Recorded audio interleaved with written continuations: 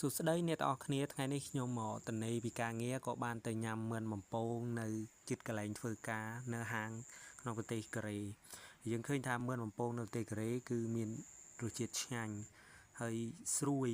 ខាងក្រៅនិងសាច់ទន់ខាងក្នុង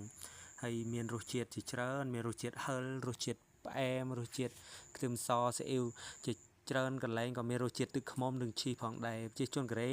ចូលចិត្តញ៉ាំមឿនបំពងនឹងជាមួយនឹងសាឡាត់ឬម៉ូលីជ្រក់ដើម្បីជួយកាត់ភាពខ្លាញ់ឬនឹងបន្ថែមរសជាតិនៅប្រទេសកូរ៉េហាង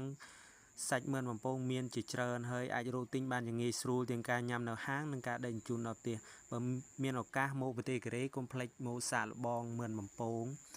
ហើយសូមបងប្អូនចង់បានវីដេអូទាក់ទងនឹងប្រទេសកូរ៉េបងប្អូនជួយ Subscribe ជួយ Like Share និង Follow Channel និង Page ខ្ញុំដើម្បីទទួលបានវីដេអូក្រោយទៀតអរគុណបងប្អូន